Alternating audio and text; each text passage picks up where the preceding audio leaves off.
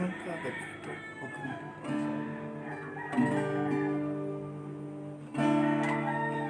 Isang mapagpalang umaga po sa ating lahat, mga kapatid.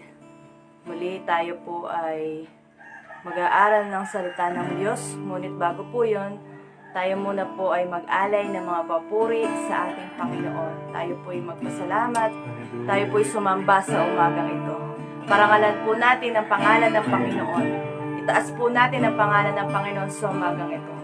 Hallelujah! Hallelujah, Jesus! Purihin po kayo, aming Diyos. Pasalamatan po kayo, Panginoon, sa umagang ito. Dakilain po ang inyong pangalan, O Diyos. Hallelujah! Hallelujah, Jesus! Hallelujah! Hallelujah! Hallelujah! Tunay nga po, Panginoon, na kayo ang kabanal-banalang Diyos. Hallelujah!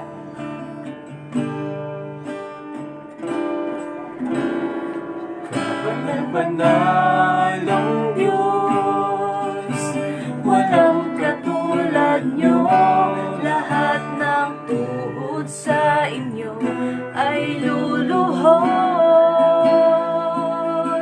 Lahat ng labi magsasabing kayo lamang Jesus ang Panginoon.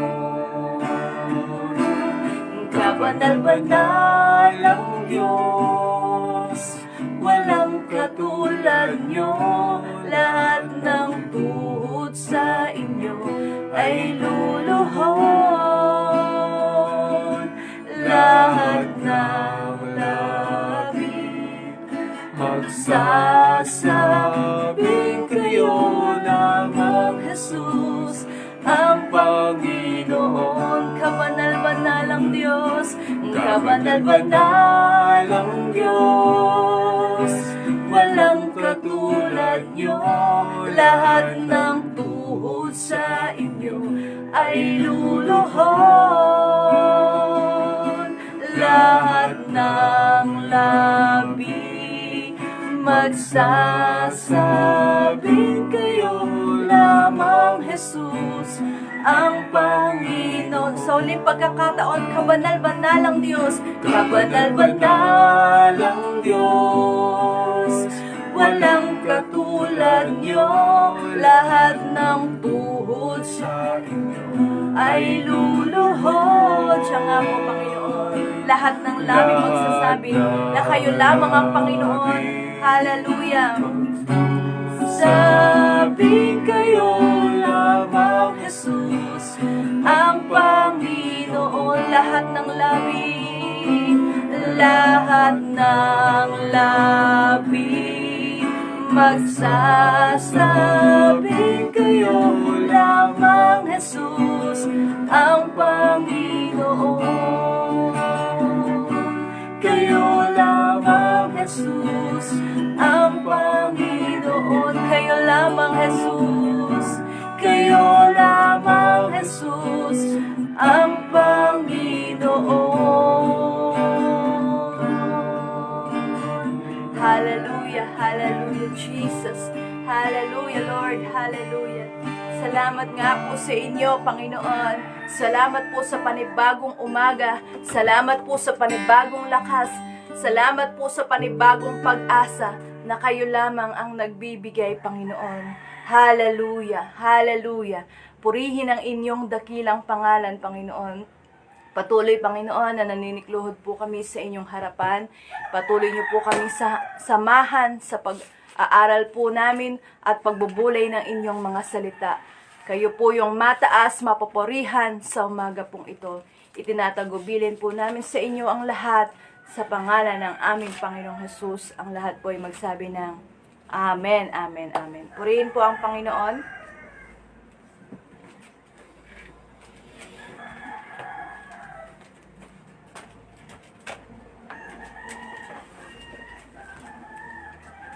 Hello, good morning po sa lahat. Yan, kamusta po kayo? Purihin ang Diyos sa umaga pong ito. Tayo po ay mag-aaral ng salita ng Panginoon. At muli, narito po tayo sa Door of Faith, Church Torres Dinalupihan Bataan. Yan. Naway lahat po tayo ay nasa mabuting kalagayan, saan man po tayo naroroon, saang lugar po tayo, probinsya, o nasa ibang bansa po tayo, nawa ang pagpapala at biyaya at pag-iingat ng Diyos ay sumaating lahat. Muli, magandang umaga po sa ating lahat at mag-aaral po tayo ngayon ng salita ng Diyos. Purihin ang Panginoon. Buksan po natin ang ating mga Biblia sa aklat po ng Joshua o Josue, chapter 24. Chapter 24 verse 15. Common na po ito para po sa atin. Good morning po. Yan. Joshua o Josue chapter 24 verse 15.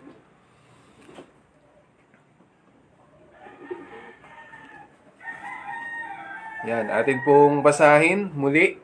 At alam naman po ito ng karamihan at palagay na kayo dito sa talata pong ito.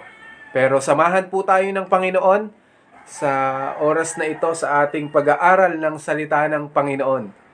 Dahil ito po ay may bagong tawag dito, may bagong mensahe yan para po sa atin.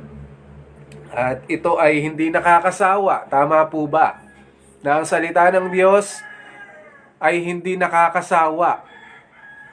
May mga pagkain po tayong kinakain, minsan nauuta tayo. Naduduwal na tayo sa mga pagkain na paulit-ulit. Pero ang salita ng Diyos, tuwing nanamnamin natin, tuwing kakainin natin, tuwing pagbubulay-bulayan natin, hindi ito nakakauta. Amen? Hindi ito, yung parang ayaw mo na dahil nga sawang-sawa ka na. Ang salita ng Diyos, kahit paulit-ulit nating pag-aaralan, ito ay may bagong revelasyon, ito ay may bagong mensahe sa atin. Kaya, salamat sa Panginoon dahil tayo po'y mulit-muli mag-aaral ng salita ng Diyos. Amen? God bless po sa lahat. Pagpalain po tayo ngayon. Joshua, chapter 24, verse 15. Anong sabi diyan? Nung panahon po ito ni Josue na tinatanong niya yung mga tao sa pagpili, at kung ayaw ninyong maglingkod kay Yahweh, pumili kayo ngayon kung sino ang inyong paglilingkuran. Okay, mayroong tanong dito. Kung ayaw ninyong maglingkod kay Yahweh, pumili kayo kung sino ang inyong paglilingkuran. Ang Diyos ng pinaglilingkuran ng inyong mga ninuno sa Mesopotamia o ang mga Diyos ng mga Amoreyo na sinasamba dito sa lupaing inyong tinitirhan. Ngunit para sa akin, ito po yung isa sa main na topic dito. At verse po yan ng mga ilang pamilya, tama po ba? Sino po yung may verse dito? Sandali po ayan po. Yan.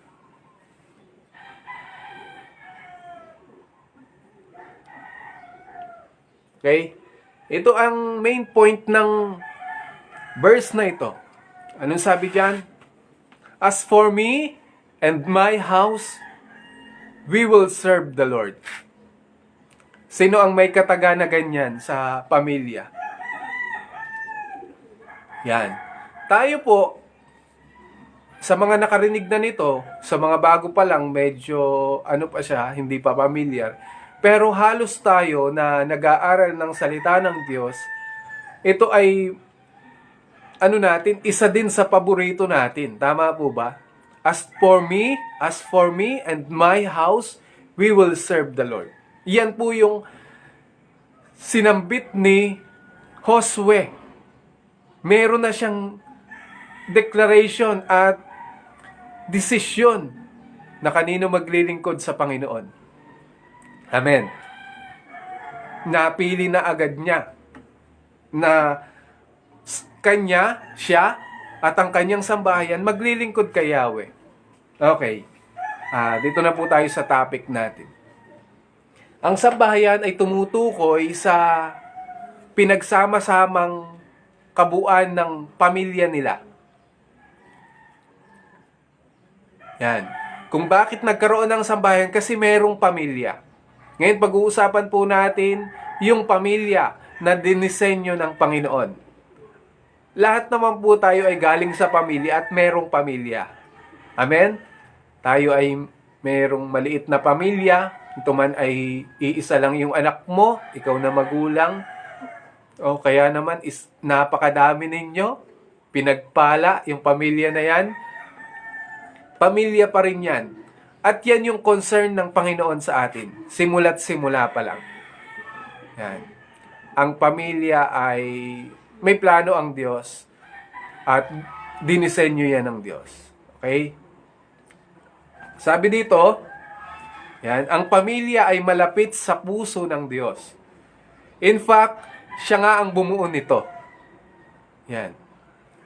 Ang Diyos yung nagtakda, yung nag-design ng pamilya. Mula ng umpisa sa Genesis chapter 2 verse 18. Na po natin. Genesis chapter 2 verse 18. Ang sabi diyan, matapos gawin ang lahat ng ito, sinabi ng Panginoong Yahweh, hindi mabuti na mag-isa ang tao. Bibigyan ko siya ng isang angkop na makakasama at makakatulong. Yan. Concern agad ang Diyos na ginawa ng Diyos sa umpisa pa lang na magtakda agad ng pamilya. Yan. Ang sabi dito, it is not good for man to be alone. Kaya nilikha niya ang babae as helpmeet suitable for him.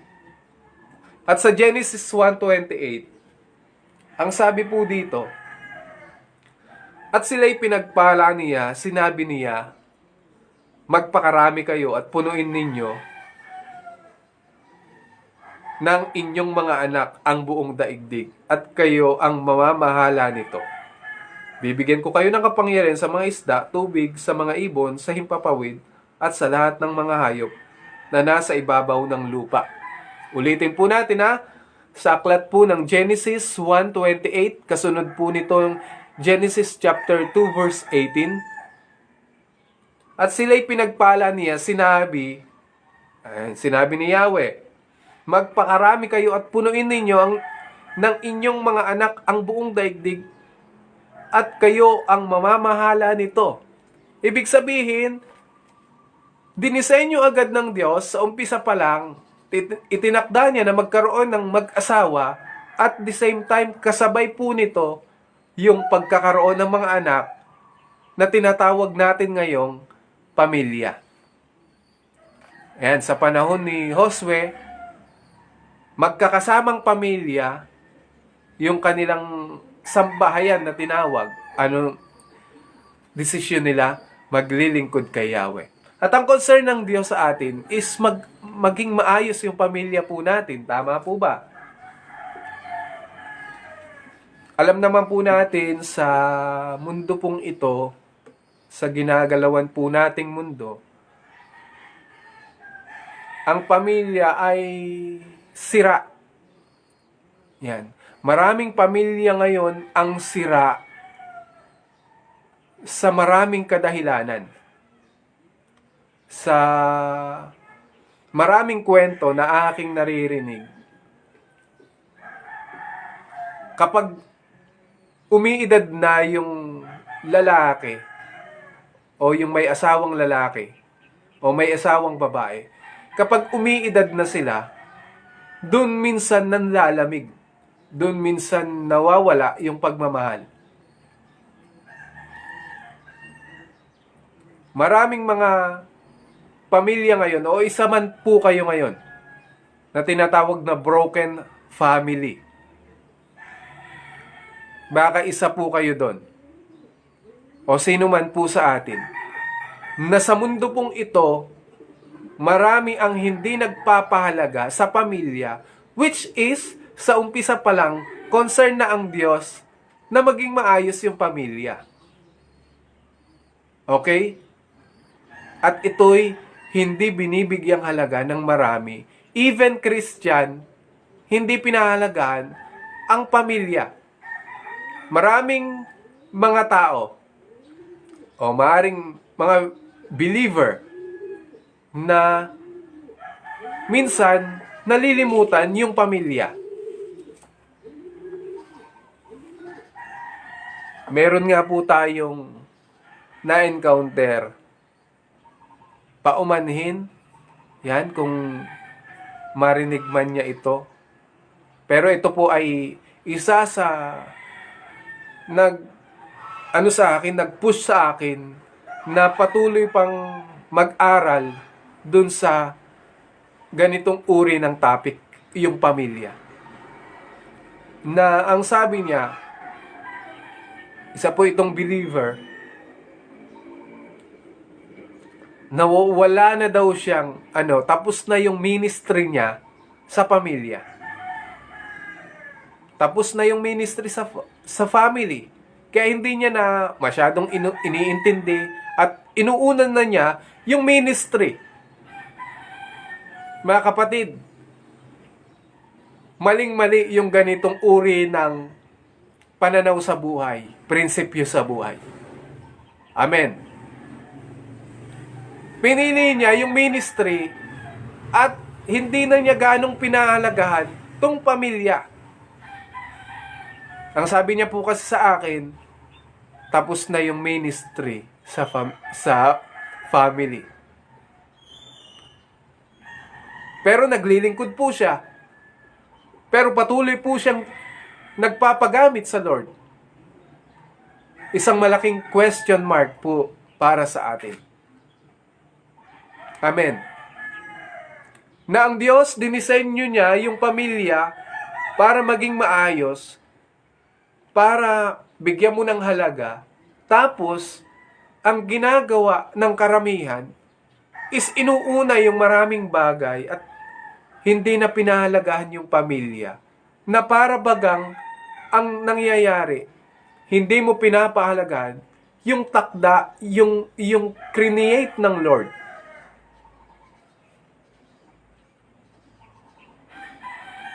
Ang sabi nga ng definition ng family is foundational institution of society ordained by God. Yan. Inordain niya ng Lord. Jacqueline Gonzalez Quezon, our first ministry is our family. Yes, marami na siguro tayong topic, marami na siguro tayong mensahe na narinig na ang pamilya ang isa sa unang ministry natin. Tama? Isa sa una at hindi yan dapat nalilimutan. May mga ganito kasi pangyayari. Una siyang nag-ministry sa kanyang pamilya at kalaunan sasabihin niya, tapos na yung ministry ko at iba naman yung imi-ministry ko. Tapos na yung ko rito yung pananagutan ko sa pamilya. Na ipahayag ko na, naturuan ko na yung pamilya ko, tapos na yun doon. Ngayon, ibang ministry naman. Eto namang mga tao. Kasi mananampalataya ng tong mga to. Yung mga tinuruan niyang pamilya, naging mananampalataya na. Kaya lang, pagkatapos nun, is wala na daw siyang pananagutan, kaya nakapokus na sa iba. Which is maling-mali, mga kapatid. Amen? Dinisenyo yan ng Lord. Kaya, nararapat lang na pahalagahan po natin. Amen. Kung napanood po ninyo yung, ewan ko lang po sa mga pamilyar po sa mga Hollywood film na police story. Merong isang topic doon, isang palabas doon, yung kay Jackie Chan nga na police story. Yung pulis siya, chief pa yata na pulis.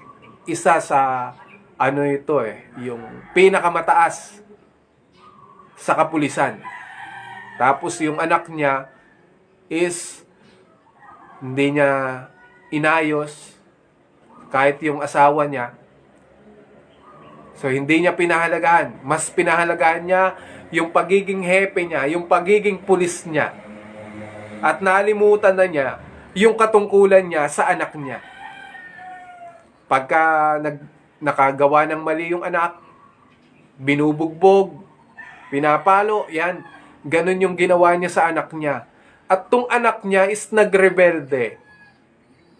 Naging galit sa mga pulis. Kaya ang ginagawa ng kabataang ito, dun sa palabas po na yun ay nagrebelde siya at naging kriminal siya. So nagrarab sila ng mga bangko at pinapatay nila yung mga pulis. Dahil nga nagalit na siya, nagtanim na siya ng sama ng loob dito sa kanyang magulang na hindi siya pinahalagahan. Hindi siya binigyan ng panahon, ng oras, hanggang sa malapit nang mamatay naging kriminal na anak, umiiyak siya. Dahil naaalala niya nung pinagmamalupitan siya ng kanyang magulang dahil hindi pinahalagahan ng pulis na magulang na ito yung kanyang anak. Ilan sa atin yung ganun, na tutok sa ministry, pero nalilimutan yung pamilya. Tutok na tutok tayo sa maraming bagay, nalilimutan natin yung pamilya. Sabi nga ng isang anak sa kanyang magulang na pastor, yung tatay ko mabait lang kapag nasa pulpito. Tayong mga pastor, o tayong mga manggagawa, mga lingkod ng Diyos, gusto ba natin sabihin ng ating mga anak, tay, mabait lang kayo kapag nasa pulpito kayo pag nasa church kayo Dito, lagi nyo kaming pinapalo. Wala kayong panahon sa atin. Kaya mga kapatid, maliit man yung verse po natin ngayon, hindi man karamihan yung verse natin ngayon, pinatutungkulan dito na bigyan natin ng pahalaga yung pamilya natin dahil ito ay inordain ng Lord. Amen. Maraming mga nagre-rebelding bata dahil hindi pinukusan ng isang mga magulang yung kanilang mga anak. Maraming humiwalay na asawang lalaki, babae, na hindi binigyan ng panahon at oras yung kanyang asawa. Ilan sa atin ang busy-busy sa maraming bagay, ngunit wala ng panahon sa pamilya. Kapatid, mali yun. Ayaw ng Diyos na mapokus ka sa maraming bagay at malimutan mo na yung isa sa inordain niya, which is yung pamilya mo. Amen. Kaya wag natin kakalimutan yan. Habang tayo nagmi-ministry, ang sabi diyan ni Joshua, ni Josue, no? Saganang akin at ang aking sambahayan ay maglilingkod sa Panginoon. Yung paglilingkod sa Panginoon is continuous yan. Kasama ng pamilya mo. Ibig sabihin, nandun yung responsibility mo sa iyong pamilya, nandun ang responsibility mo sa ministry. Kailangan lagi kayong tandem niyan. Amen. Kung papaano natin pinaglilingkuran yung Diyos, paglingkuran din natin ang ating pamilya at hanggang sa huli ng ating mga buhay, lalo tigit tayong mga magulang. Amen. Ako po ay magte-13 years na tayong kasal, no? Magte-13 years na po kaming kasal ng aking asawa. At 13 years na rin po kaming tawag dito? Pamilyado. Ako ay pamilyado. Amen. Yan. Salamat sa mga pagbati ninyo. Yan. Pamilyado po ako. So, maaring bata pa yung experience ko pagdating sa pagpapamilya.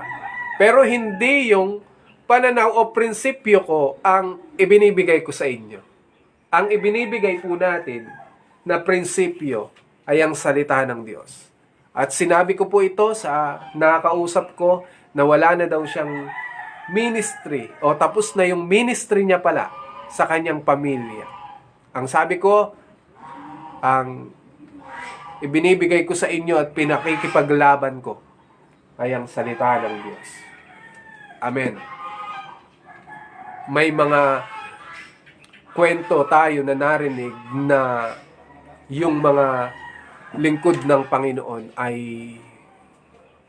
hindi na nagkaroon ng panahon sa pamilya.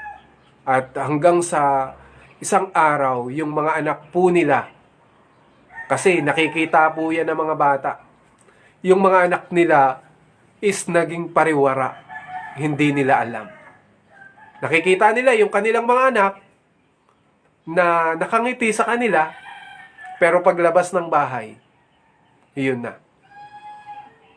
Magpakita tayo ng magandang modelo. Mga magulang, maraming talata sa Biblia, kung atin pong talagang pagbubulay-bulayan pa about family na concern ng Diyos, maraming talata sa Biblia, sa lumang tipan, even hanggang sa bagong tipan, sa kabuuan, pati dun sa mga pag-aaral o mga isinulat ni Apostol Pablo, maraming topic na patungkol sa pamilya. Bakit? Hindi ito nawawala eh. Yan. Hindi ito dapat mawala. At isa ito sa pinaniniwalaan natin. Amen. Isa dapat ito sa tenets of faith natin, yung pamilya. Amen. Huwag nating kakalimutan yan. Diyan nakasalalay sa ating mga anak, mga magulang, nakasalalay sa atin kung ano yung magiging takbo ng buhay ng ating mga anak na umpisa pa lang ng pagiging bata nila is tuturuan na natin sila. Tuturuan nating maglingkod sa Panginoon. Yun yung fundamental na dapat na maturo natin. Yung pagkatakot sa Panginoon. Yung banal na pagkatakot sa Diyos. Itinuturo na natin sa ating mga anak yan. At tayong mga magulang, kayong mag-asawa, nakikitaan dapat kayo ng pagiging modelo ng inyong pamilya na masasabi nila, tamang maglingkod sa Diyos. Totoo, tama yung sinasabi ng aking magulang. Dahil yung aking mga magulang is talagang nagmamahalan. Katulad ng pagmamahal ni Kristo sa iglesia. Sabi yan sa Epeso. Inahalin tulad yan sa pagmamahal ni Kristo sa iglesia. At ang iglesia naman na nagpapasakop sa Diyos. Mga kapatid, pahalagahan natin ang pamilya.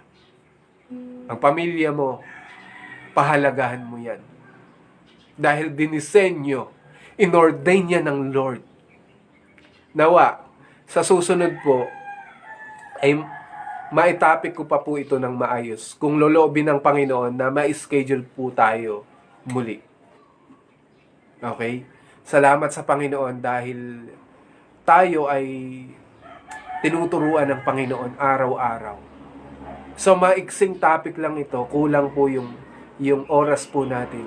Sa biyaya ng Panginoon, naway maunawaan natin na napakahalaga ng pamilya. Isa yan sa napakahalaga na gampanin natin, na gagawin natin sa mundong ito. Tayo ay humingi ng biyaya at habag sa Diyos. Minsan tinitingnan tayo ng mga tao sa pamilya natin, kung anong klase kang pamilya.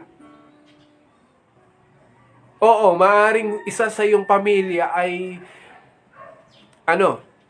hindi pa ligtas. Gumagawa pa ng masama. Hindi pa maganda yung kanyang pinagagawa. Walang problema dun, kapatid. Concern pa rin ng Diyos na maging maayos ang pamilya. Mabuo kayo para maglingkod sa Panginoon.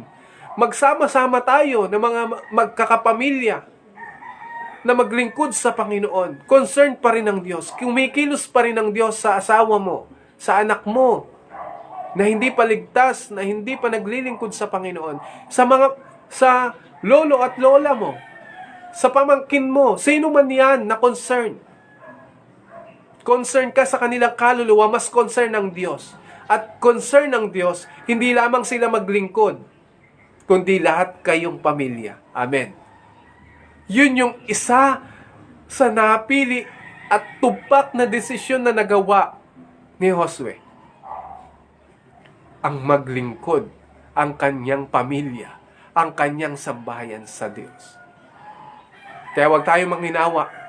Dalangin natin sa Panginoon ang ating mga anak, ang ating mga magulang, ang ating buong pamilya, maging ang ating sambahayan ay maglingkod sa Panginoon.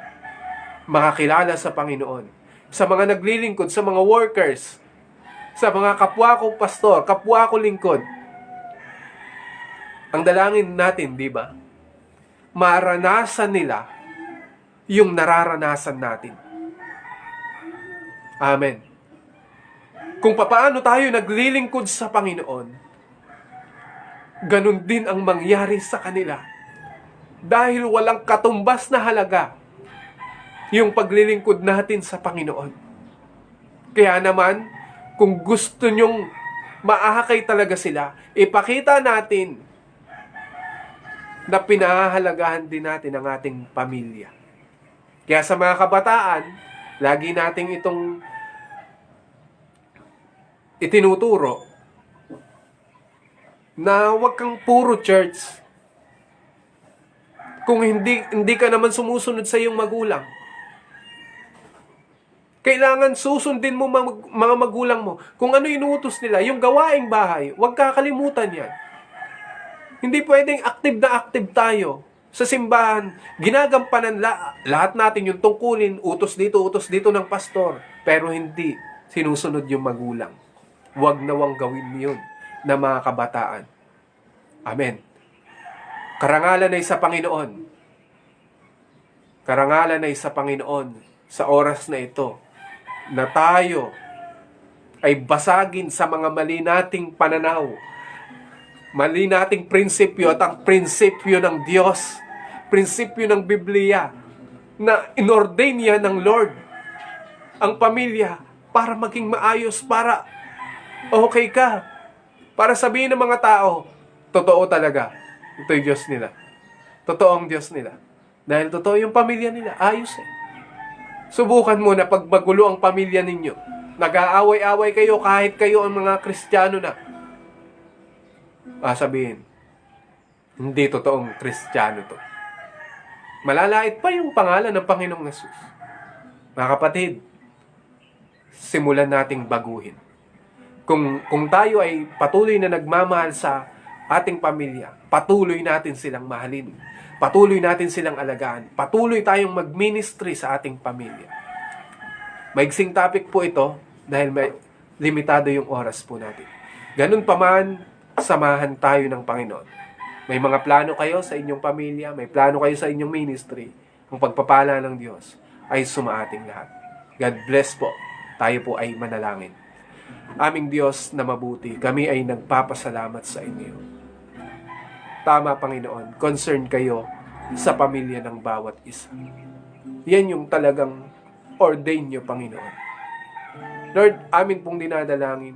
Kung may mga wasak na pamilya po ngayon, kung merong nagkakagulong pamilya po ngayon, kung yung mag-asawa ay hindi magkaunawaan, at merong mga pagkakataon na sila'y naghihiwalay na, Lord, ang biyaya at pag-ibig ninyo ang magbuklod sa kanila.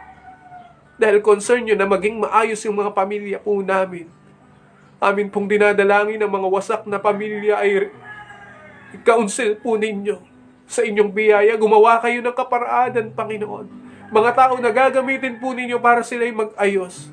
Pwede po ba, Panginoon, na pangyarihin po ninyo? Lalo tigit sa mga Kristiyanong pamilya po, sa mga lingkod po ninyo, sa mga pastor, mga manggagawa, Panginoon, na hindi naaasikaso ang kanilang pamilya, hindi nila nabibigyan ng oras. Pwede po ba, Panginoon, kayo ang kumilos at kumawa, magbuklod kayo sa pamilya po namin, nang sa gayon, hindi lang po iisa, dadalawa sa pamilya po namin ang naglilingkod, buo po naming sambahayan, buo po naming pamilya, O Diyos.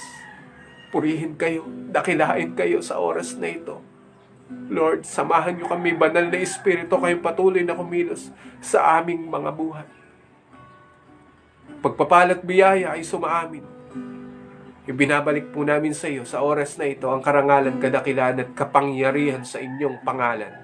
Purihin kayo, luwalhatiin kayo.